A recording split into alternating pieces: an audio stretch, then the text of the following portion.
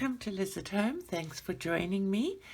Today I'm going to be trying out the 3 pastel sets I have of watercolor paint. So I've got, these vintage pastels. They are by Art Philosophy. And I've got the Derwent pastels that I unboxed the other day on my video that I've shown you, and I'm going to use them as well. And then another Art Philosophy set called Pastel Dreams. So those are all pastel sets. There are a couple of pastel colors that I also own in the Daniel Smith range, but I thought I'd rather just show the sets that are easily available and quite affordable. So I've got the 3 sets here, and I have some watercolor paper. It's not particularly expensive watercolor paper. It's mold made. It's not 100% cotton, but it's cold pressed and it's 300 GSM. And I thought I would just use that today to try the paints out on. And before I start, I'm going to use the first. I also have, whenever I'm using watercolor, I always have a paper towel. I have 2 vessels of water. I just find it easier to have one to use for clean water and one to use for washing the brush. And I always have a wet wipe, it's a baby wipe, available. So I'm going to do the Derwent ones first, which I've shown you already, but before I start I'm going to just spray them with some water. And I have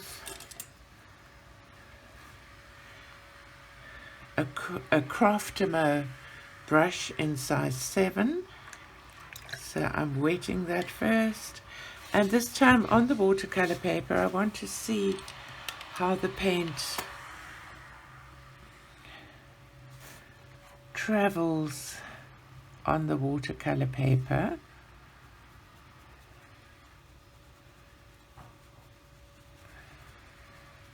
So now I'm adding just plain water, so I've put my brush, I haven't really cleaned it, I've put it in the water and I'm adding plain water to that. We'll see what happens. Now I'm rinsing it and trying the next color.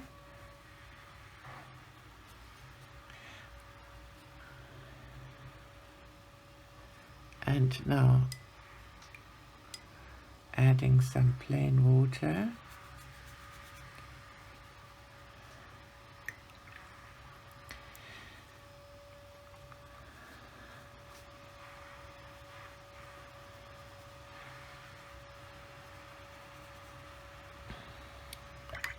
A while ago I printed a Molly Harrison, I think it's a Molly Harrison picture.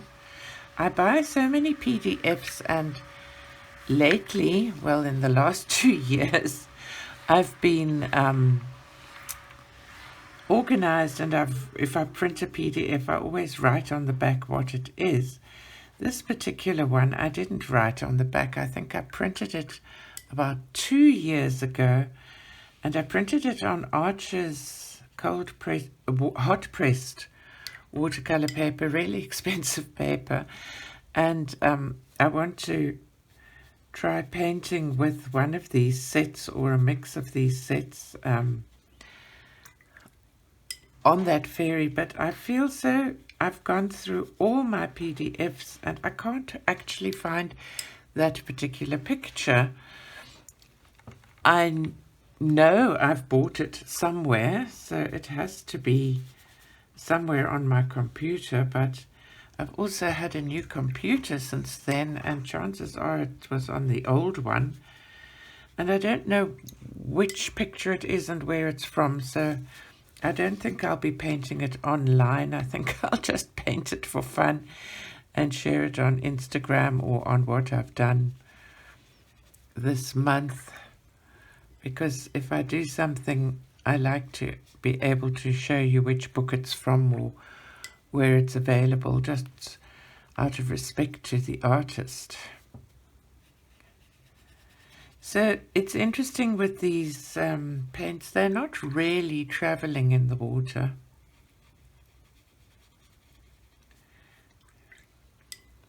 You can see they tend to more or less stay where you've put them, even though I'm adding water.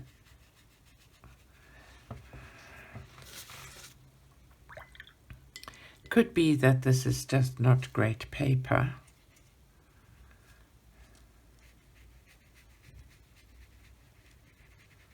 Still just love this color, artichoke.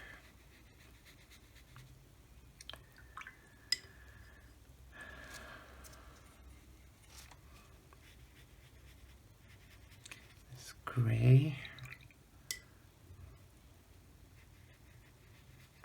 It looks like somebody's been up the chimney or in the cinders.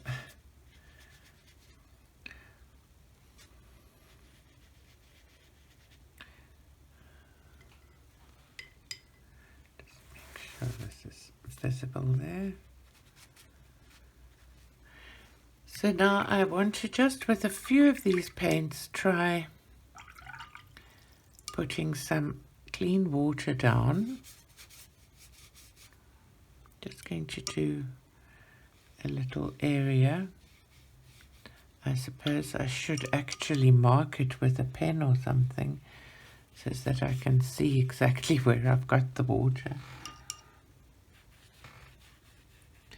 I'm looking sideways to kind of look for the shine. And now I'm going to drop some paint in. This is still the Derwent. And a bit of the darker blue.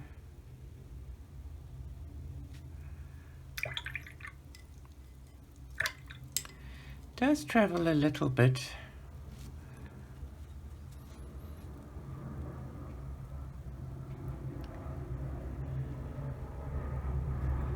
But not a great deal.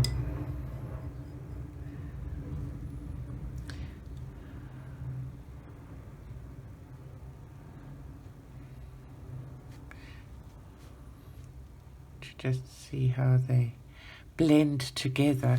I can hear myself going back into a low speak. All right, so that's the Derwents. Now I'm going to open the Vintage Pastels, which are by Art Philosophy. They are all swatched. These come in, both this and the Pastel Dreams come in the same set in these rather nice little palettes with a mixing tray. They come with a swatch paper and then a double mixing tray, so that's very nice to use. Again, I'm going to just spray them to activate them. I'm just going to swatch these for you. I'll make small swatches.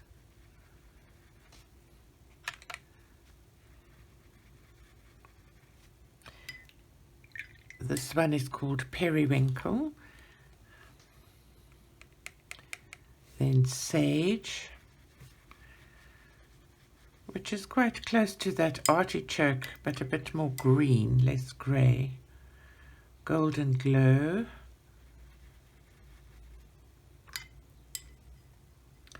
Terracotta.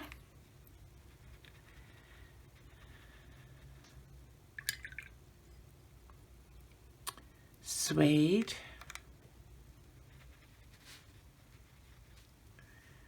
And Stone Grey.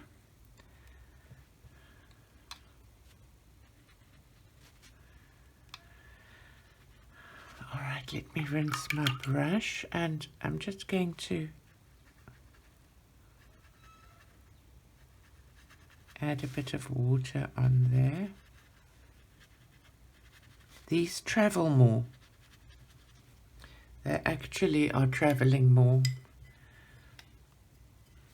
Then we've got Breezy, beautiful color. Soft Lilac.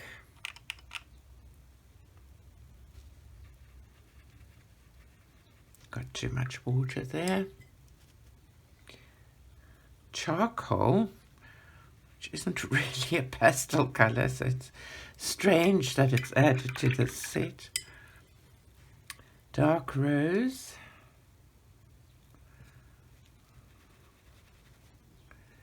Then a very pretty pale pink called Apple Blossom. Oh, must dry my brush a bit.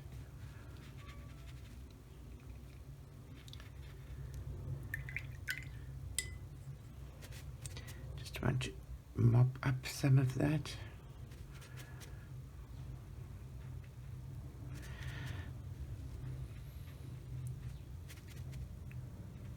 This was Dark Rose. I just want to put some more of the actual color down. I had so much water it was hard to see. Apple Blossom, and then Dusky Mauve.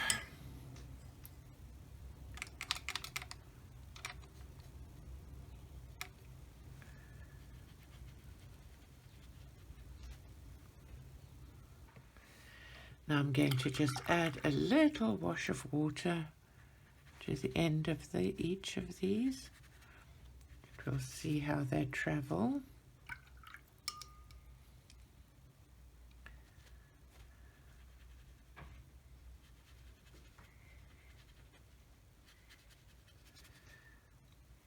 And then I'm going to add a little square here. Make sure that's in screen.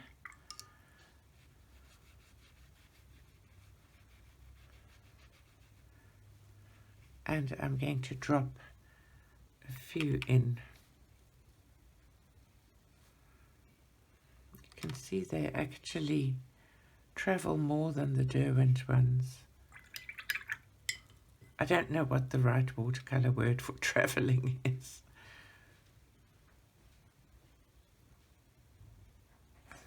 But they are a more artist quality type of paint. Going to try the Pastel Dream, which is sort of classic pastel colors now. Starting with, I did the brown here, and then this is chocolate.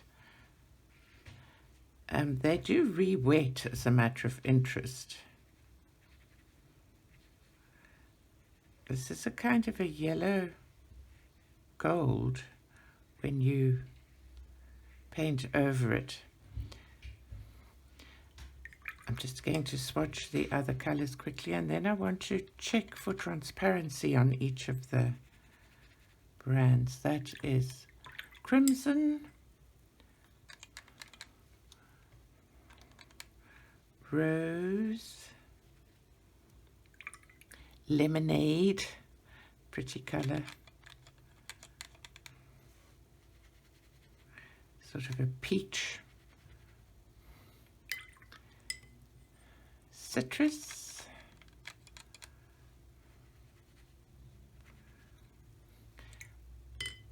this is fairly dry now, so I'm just going to use the top of the page there.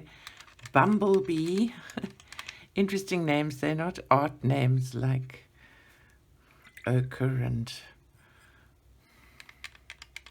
can't actually think of a single art name now.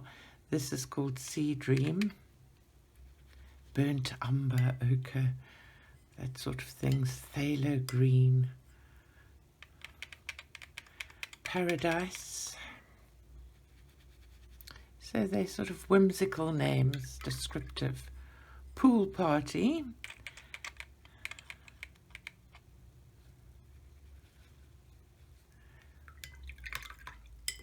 then we have Icy Sky, which is a lovely pale blue.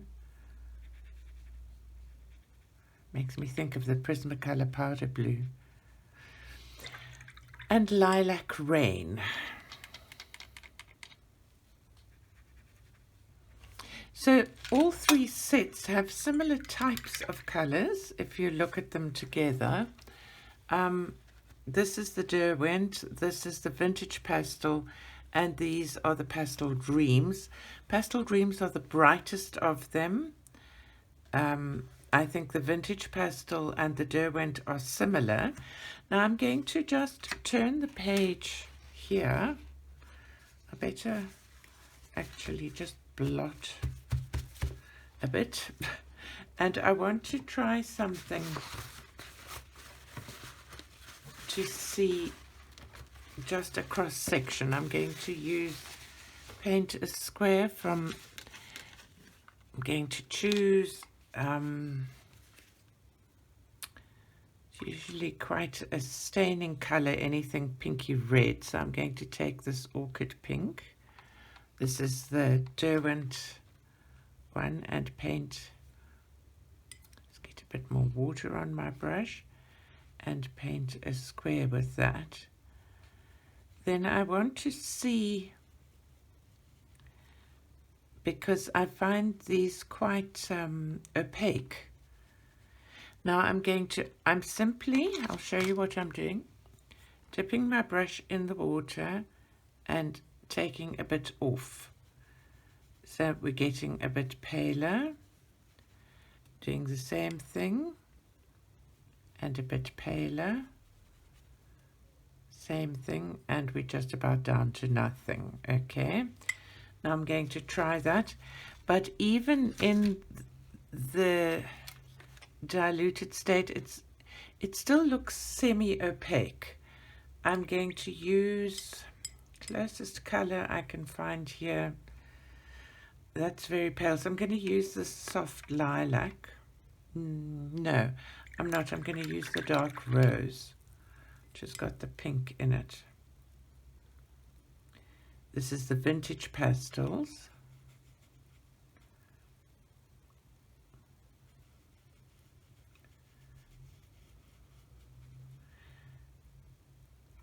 Even as it goes on like this, it is a bit more transparent. I think, I don't know, to my eye. Oh, sorry, losing my brain. Just going to do this again on this side. All right, now into the water, once off, into the water. There is more color left, more pigment left in the final one there. And now with the, keep forgetting what these are called, Pastel Dreams. It's falling around. I'm going to use the crimson.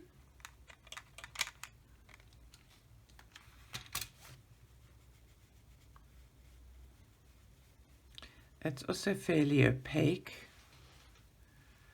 Into the water. Lovely transparent sort of watercolor color. Next one. And the final one. So that one is more staining. Now the next test, I wanted to just see how they lift. So with watercolor, now I'm rinsing my brush clean. And then I'm going to go over a bit with wet paint, just water, and use my, doesn't lift much at all. That's the Derwent. This is the Vintage Pastel. It's coming off like that, and now with lifts well. And now the Pastel Dreams. This is still very wet anyway, so it's maybe a bit unfair. Just let that dry a little bit more.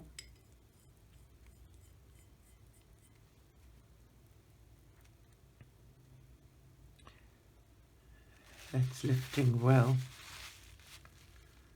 Lifts well. So it's interesting, the Derwent seems to be more opaque and kind of more permanent and less, it doesn't say anywhere on the paint pan set that it's a watercolor. I mean, it is water soluble. I forgot, I've lost the cover now, but I was reading about it and it didn't say watercolors, interestingly enough, whereas these say watercolors. So the Derwent is for use with water, but it ends up permanent. So, I mean, I get the feeling that this is dry now and I could, let me just see, let me try and layer one of the Pastel Dreams over it.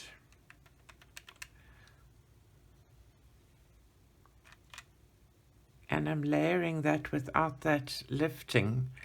Whereas if I try to do that on one of these, I have a suspicion that we'll land up with a problem. No, I'm actually managing that fine there as well.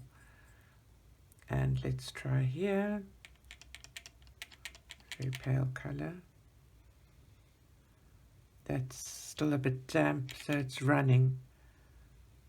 Yeah, so they're all much of a muchness. I'm not a watercolor specialist, so I don't know how to do the tests all that well.